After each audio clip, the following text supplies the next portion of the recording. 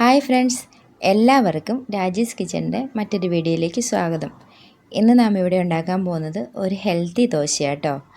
ചെറുപയർ കൊണ്ട് ദോശ ഉണ്ടാക്കാം. അപ്പോൾ നമുക്ക് നേരെ വീഡിയോയിലേക്ക് പോയാലോ. Come on guys.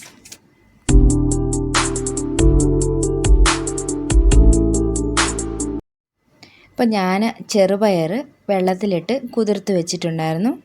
അത് നമുക്കൊരു മിക്സിയുടെ ജാറിലേക്ക് മാറ്റാം. അതിലേക്ക് ഒരു ചെറിയ സവാള, അതുപോലെ തന്നെ 2 പച്ചമുളക്, ഇഞ്ചിയുടെ കഷ്ണം ഉണ്ടെന്നുണ്ടെങ്കിൽ ചെറിയൊരു ഇഞ്ചിയുടെ കഷ്ണം, ഞാനിവിടെ പേസ്റ്റാണ് ഇട്ടിരിക്കുന്നത്.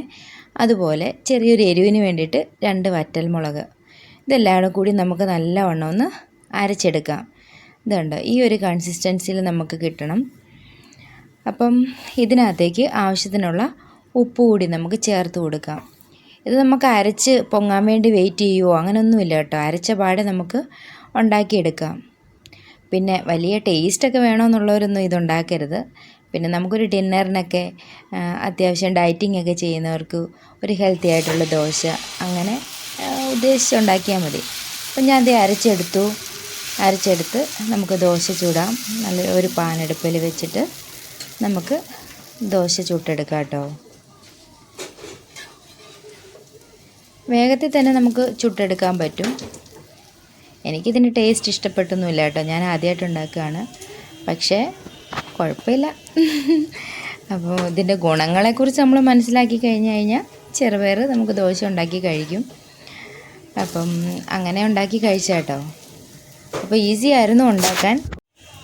പിന്നെ ഒരു വെറൈറ്റി ആയിക്കോട്ടെ എന്ന് ഞാനും കരുതി. അപ്പോൾ ഇന്നത്തെ എൻ്റെ വീഡിയോ ഇഷ്ടപ്പെട്ടുവെങ്കിൽ സബ്സ്ക്രൈബ് ചെയ്യാത്ത ആരെങ്കിലും ഉണ്ടെന്നുണ്ടെങ്കിൽ ഒന്ന് സബ്സ്ക്രൈബ് ചെയ്തേക്കണേ.